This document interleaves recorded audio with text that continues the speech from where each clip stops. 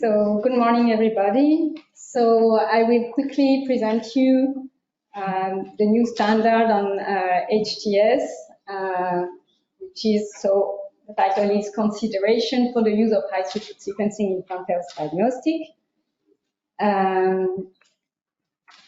Just a little bit of background. I thought it was important to mention it.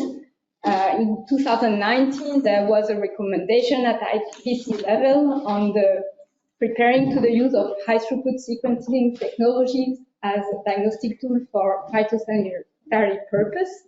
And in this recommendation, clearly they explain all the potential of the technique, but also mention all the challenges that are related to this new technology. And so in relation with those challenges, they made recommendation, and actually during this workshop, I think we will tackle a number of those recommendations, which is good. Regarding the standard, I think the most important is that they recommended that there is a need to standardize and apply best practices, operational guidelines for HTS, including proper interpretation of the results and quality control measures that ensure that HTS data outputs are robust, accurate, biological significance in a phytosanitary context, and are implemented in a harmonized way. So clearly, for us, it was very important for EPPO to push the standard on HTS because it's clearly answering that goal. The HTS standards actually was not really developed within EPPO. We used the work that was done during an EU project that is called ValiTest.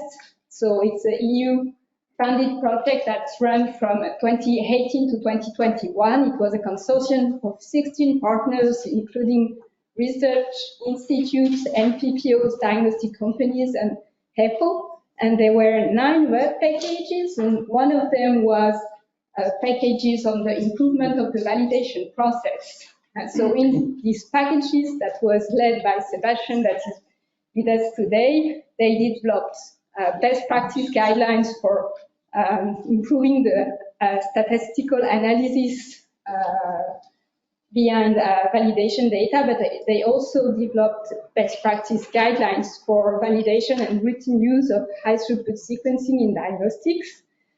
And so for those guidelines, which was based on a literature review, it was reviewed first by the partners of ValiTest, but most importantly, then it was reviewed by an international panel of many experts from many countries. So that's why we think those guidelines were very good and could really be put in a standard.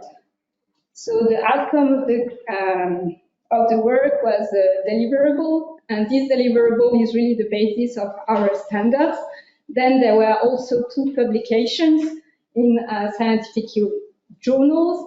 And if you are interested, there were also several webinars that were organized and that are still accessible on YouTube.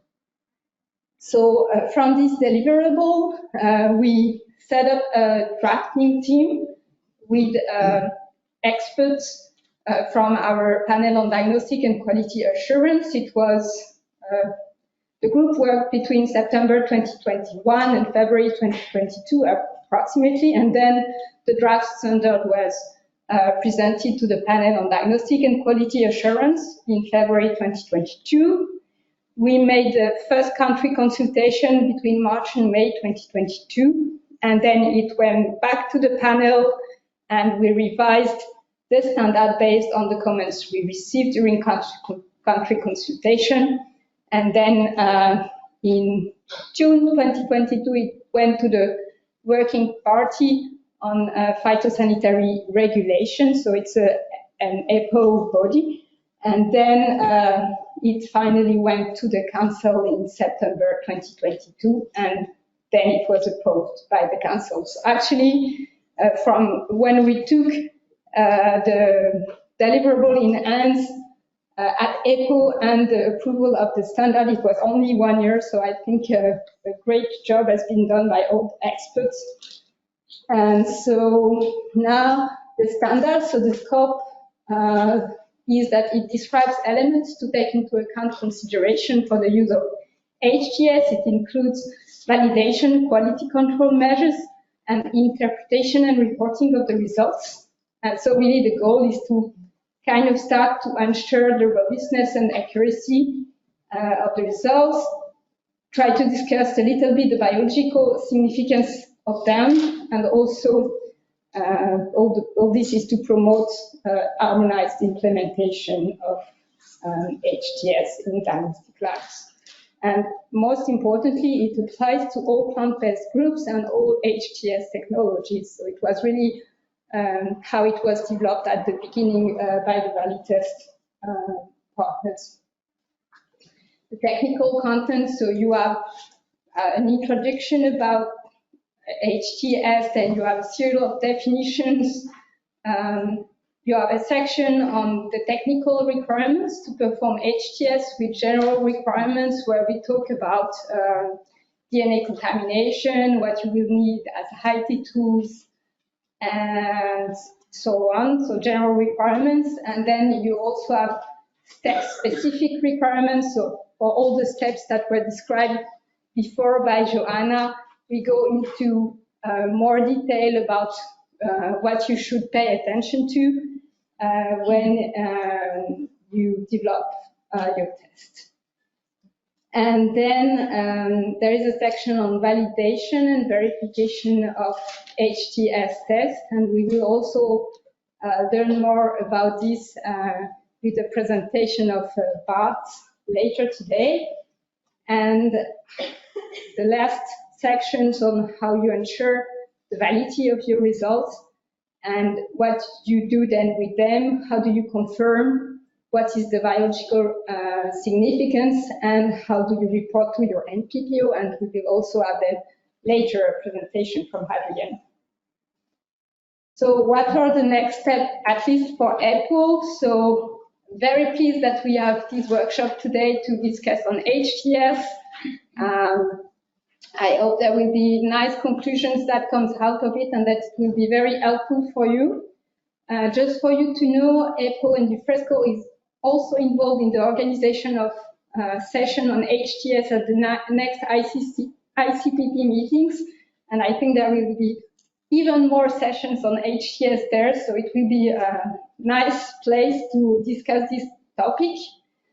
When we published the standard, it was already decided on the beginning that because it's a fast evolving area, we would revise our standard in 2024. So the revision will already start next year based on the experience of the countries and based on the discussion that we have today and that we will have later in the year. And also our panel on diagnostic in virology is also investigating the possibility to prepare a diagnostic protocols that is really describing tests that can be used for detection and identification of viruses using HTS. So this is really a preliminary work, but we are looking at this. And what about the other disciplines? So for now, we have asked the questions in our EPPO panels, and I think for the other disciplines, it still needs to be matured a little bit in the labs, and more experience needs to be gained. So we will see in the next years how it goes on. And I would like to finish by telling you a few words about the results of our HTS survey that you had to answer when you came here. So the question is, what about you? Where are you with HTS? So we have got 53 responses, and 40% of you said that you use HTS in the labs, and for those that say that do not use HTS in the lab, actually 75% said that they would like to use it in the future. So it's a very promising technology. Not surprisingly, most of you use it for detection identification of virus and viroids.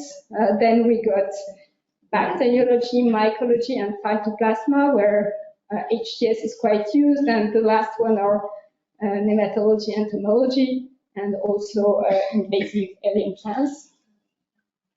Most of you, so 75%, are or will use it for research, and about the same 70% for diagnostic, but for critical cases, and only 31% for routine diagnostic. And finally, so we have one EPPO lab that is accredited to use HTS, and you will heard about this later in the workshop, but yeah, so 9% of you said that you would like to get accredited within the next 2 years, and 37% in the next 5 years. So you are really also willing to adopt these HTS techniques, and really I hope that the workshop will be useful for you, and that we can all move on together with this new technology. So thank you.